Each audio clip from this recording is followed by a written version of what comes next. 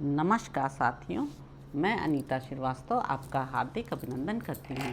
महर्षि वेद व्यास द्वारा रचित महाभारत के 168वें अध्याय में आज का प्रसंग है व्यास जी का पांडवों को द्रौपदी के पूर्व जन्म का वृत्तांत सुनाना। वैशंपायन जी कहते हैं, जन्मेजय महात्मा पांडव जब गुप्त रूप से वहाँ निवास कर रहे थे, उसी समय सत्यवती नंदन व्यास जी उनसे मिलने के लिए वहाँ आए।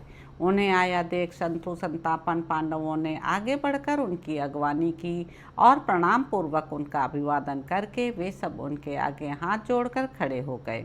कुंती पुत्रों द्वारा गुप्त रूप से पूजित हो मुनिवर व्यास ने उन सबको आज्ञा देकर बिठाया और जब वे बैठ गए तब उनसे प्रसन्नता पूर्वक इस प्रकार पूछा। शत्रुओं को संतप्त करने वाले वीरों, तुम लोग शास्त्र की आज्ञा और धर्म के अनुसार चलते हो ना। पूजनीय ब्राह्मणों की पूजा करने में तुम्हारी ओर से कभी भूल नहीं होती। तदंतर महर्षि भगवान व्यास ने उनसे धर्म और अर्थयुक्त बातें कहीं। फिर विचित्र विचित्र कथाएं सुनाकर वे पुनः उनसे इस प्रकार बोले। व्यास जी ने कहा, पहले की बात है, तपोवन में किसी महात्मा ऋषि की कोई कन्या रहती थी, जिसकी कटी कृश तथा नितंब और भौहें सुंदर थी। वह कन्या समस्त सद्गुणों से संपन्न थी, परंतु अपने ही किए हुए कर्मों के कारण वह कन्या दुर्भाग्य के वश हो गई। इसलिए वह रूपवती और सदाचारणी होने पर भी कोई पति न पा सकी। तब पति के लिए दुखी होकर उसने तपस्या प्रारंभ की और कहते हैं उग्र तपस्या के द्वारा उसने भगवान शंकर को प्रसन्न कर लिया। उस पर संतुष्ट हो भगवान शंकर ने उस यशस्विनी कन्या से कहा, शुभे तुम्हारा कल्याण हो, तुम कोई वर मांगो, मैं तुम्हें वर देने के लिए आया हूँ।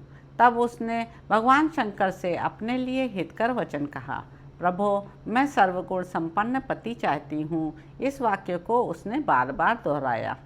तब वक्ताओं में शेष भगवान शिव ने उससे कहा, भद्रे तुम्हारे 5 भरतवंशी पति होंगे। उनके ऐसा करने पर वह कन्या उन वरदायक देवता भगवान शिव से इस प्रकार बोली, देव प्रभो मैं आपकी कृपा से एक ही पति चाहती हूँ।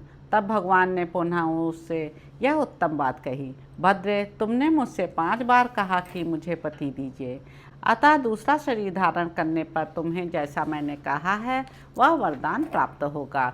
वही देवरूपिणी कन्या राजा द्रुपद के कुल में उत्पन्न हुई है। वह महाराज पृषद की पौत्री सती साध्वी कृष्णा तुम लोगों की पत्नी नियत की गई है। अतः महाबली वीरों, अब तुम पंचाल नगर में जाकर रहो। द्रौपदी को पाकर तुम सब लोग सुखी होगे, इसमें संशय नहीं है।